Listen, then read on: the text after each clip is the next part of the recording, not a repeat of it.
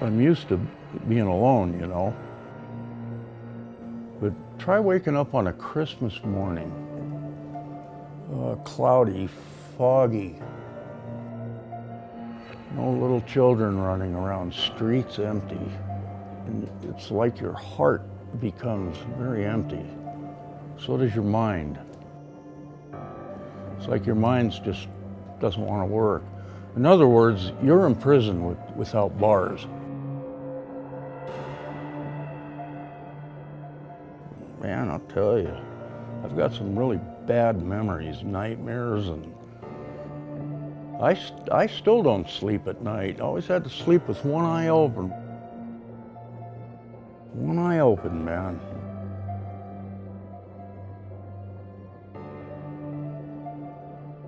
All I know is one thing. I did a tour of duty overseas for a year and a half, nice and bloody.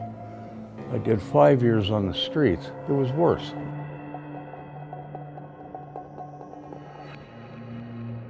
He was already on the street, and I ended up out there, and I got to know John. I've seen him around before, because I had an apartment right next door to where I ended up on the street, you know, living.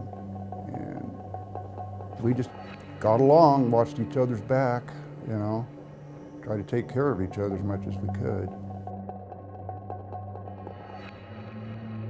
I remember one time when John got beat up, and I wasn't there. I was on the other side of the field. And next morning I come walking up, and here's John come walking out with his eyeball hanging out. And I go, oh, this is not good. Yeah, he almost died because of it. That's how bad it gets out there. I've been beat up myself, jumped on 3 at a time, knocked my bottom teeth out. And it's just very, very rough. That's all I can really tell you.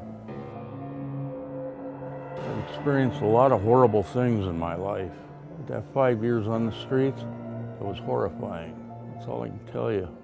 And after a while, you want somebody to kill you. You can't take it no more. You're frozen, you're dirty, you just lose reason to carry on, you know? And that's where it all relates to the center. Down there, they urge you to carry on, keep plugging. It hurts, but keep on plugging.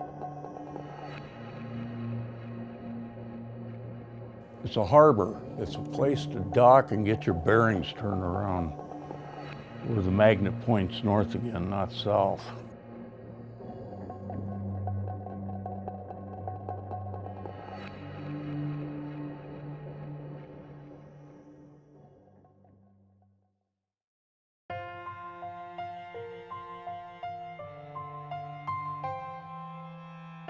I originally met John when our drop-in center opened up about 7 years ago in our original location on Hot Springs Road.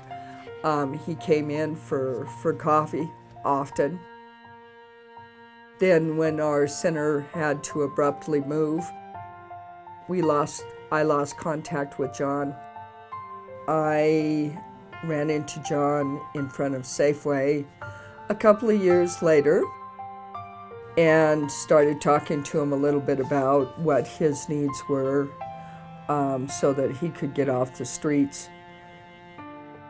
He took me over to where he was staying, and I was able to meet Robin. I then made a phone call to Social Security to try and get John's Social Security going. And when his money came through, I couldn't find him for about 3 days. And once I found him, I was able to help him transition into a hotel. And then about a month later into regular housing, where he has now successfully been for about 2 to 3 years.